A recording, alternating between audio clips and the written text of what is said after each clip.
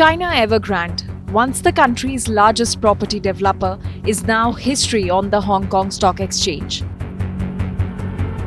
On August 25, exactly 16 years after it first went public, the company's shares will be delisted, marking a grim milestone in a property crisis now dragging into its fourth year.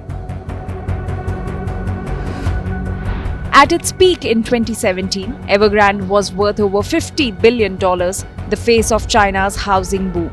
Its unraveling began in 2020 when Beijing launched a crackdown on debt-laden property giants.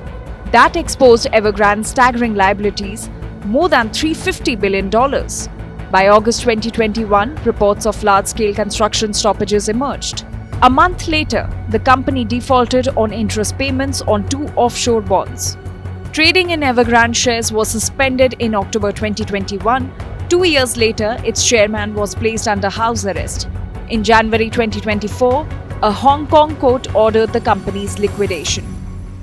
The fallout is massive. Evergrande has more than 1,300 projects in over 280 cities, many still unfinished. Hundreds of thousands of buyers are waiting for homes they've already paid for.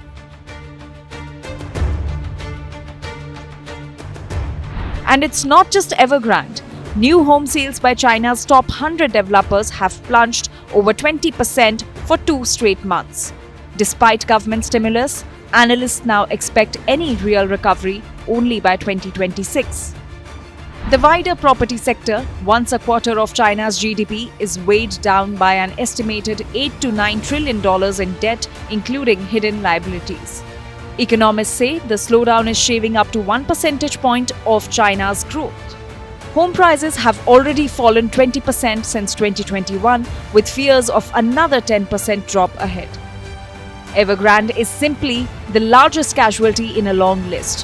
Hong Kong courts have issued at least 6 wind-up orders for Chinese developers since 2021. Others, like China South City and Sunac, are already attempting second restructuring plans after the first ones failed. It's not just homeowners. Creditors have taken a big hit as well. Liquidators say asset recovery has been modest. In Evergrande's case, just $255 million so far, much of it tied up in complex ownership structures. Offshore creditors may recover as little as 3.5 cents on the dollar.